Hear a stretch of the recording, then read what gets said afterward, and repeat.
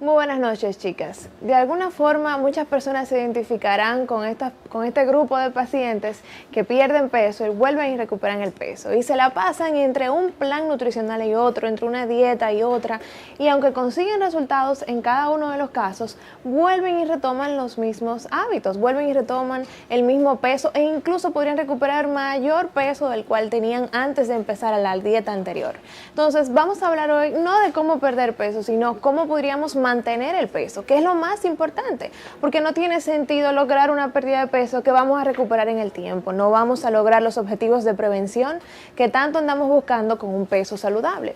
Entonces tenemos que saber que la tasa de personas que aumentan de peso es tremendamente alta, un 20% actualmente son los que mantienen la pérdida de peso. Eso significa que de 10 personas, solamente 2 van a lograr sostener los resultados de una pérdida de peso. ¿Y por qué pasa eso? ¿Cuáles son las principales razones por las que una persona tiende a recuperar todo el peso que ha perdido en este tiempo? Yo diría que lo primero es que se someten a dietas muy restrictivas, dietas a base de jugos, dietas a base de pastillas, dietas con porciones extremadamente pequeñas, y esto definitivamente va a desenlazar en que el paciente recupere los mismos hábitos anteriores. Buscamos la inmediatez, buscamos ver resultados rápidos, y esto va muy de la mano con el primer punto. Hacemos dietas muy estrictas porque queremos ver resultados rápidamente. Tenemos que saber que mientras más rápida es la pérdida de peso, más difícil que esta pérdida sea de grasa, exceptuando casos como en el caso de la cirugía bariátrica, en el que hay una pérdida significativa en corto plazo.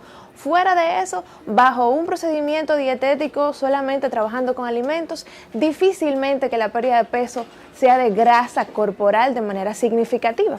La sostenibilidad de la pauta. Entonces, cuando hablamos de sostenibilidad, estamos hablando de que los cambios que usted está haciendo en este patrón dietético, usted lo vaya a sostener en el tiempo. O sea, que si a usted le dijeron que en una alimentación, en una dieta específica, usted tenía que comer, vamos a poner un ejemplo, papa, y a usted no le gusta la papa, ¿por qué tiene que comerla? ¿Por qué no buscar alimentos que se parezcan a usted y que usted lo pueda sostener en el tiempo? Porque tenemos una gran variedad de alimentos y podemos pues buscar esas alternativas que podamos, y voy a ser repetitiva, sostener a largo plazo.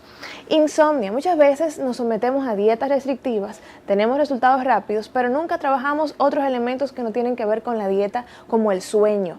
Sigue continuando el mal patrón de sueño, y esto es algo que siempre, a la corta o a la larga, va a desencadenar en el rebote del peso perdido.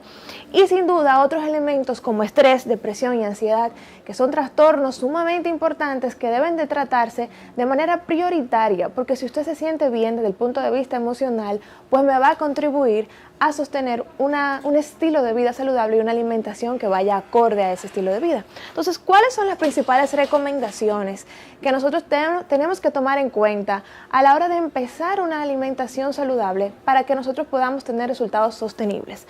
Pues lo primero es que nosotros tenemos que involucrar ejercicios dentro de esa rutina saludable. Difícilmente logremos mantener una pérdida de peso a cuesta solamente de una restricción calórica, de una restricción de alimentos. Tenemos que mantener un patrón nutricional, vamos a decir de alguna forma, organizado, donde el desayuno, el almuerzo, la cena formen parte de esa alimentación del día a día, y que de alguna forma, si nosotros no negociamos estas principales comidas, podamos tener una especie de rutina que nos mantenga en ese peso saludable.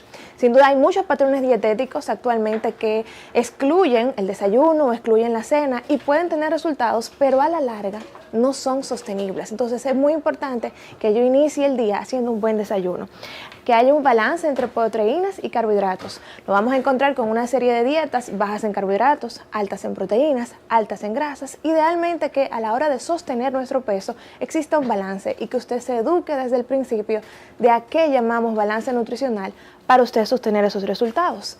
Manejar el sueño y el estrés como parte integral de ese control de peso, y la integración familiar es tremendamente importante. Si usted tiene una alimentación saludable y en su casa no, su hijo no, su esposo no, entonces difícilmente yo pueda sostener una pérdida de peso en el tiempo, porque de alguna forma me voy a mover, me voy a inclinar hacia aquellos hábitos que son más predominantes en la casa. O sea, que tomemos en cuenta todos estos factores a la hora de evaluar por qué no he logrado mantener el peso y cómo puedo resolverlo. Muy buenas noches. Ahí está el contacto de la doctora Erika Pérez Lara, experta en nutrición. Si usted quiere hacerle alguna pregunta, el contacto 809-566-8000. También es de Instagram como doctora Erika Pérez L y ericapereznutrición@gmail.com.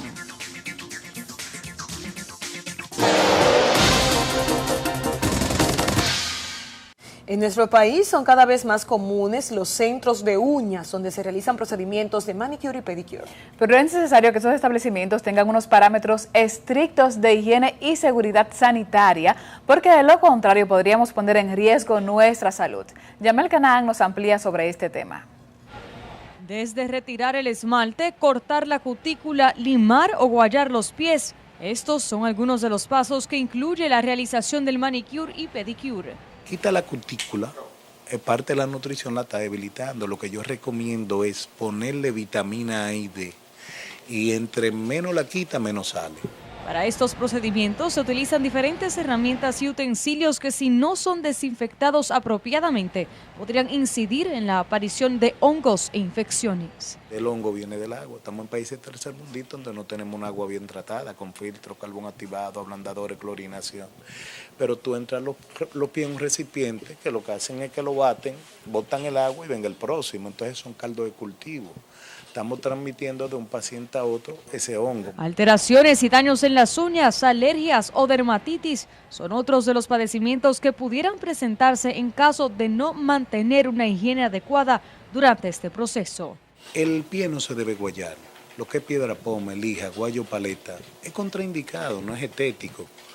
Cuando tú haces así que lo soba, entre más lo soba, hay una fricción. Esa fricción suelta un polvillo. Ese polvillo se incrusta en la segunda capa de la piel, en la dermis. El organismo siente que lo está invadiendo un cuerpo extraño y reacciona produciendo más callosidad. A la hora de acudir a uno de estos centros, la mujer no solo debe tener en cuenta el aspecto económico o la belleza, sino también las condiciones sanitarias del lugar.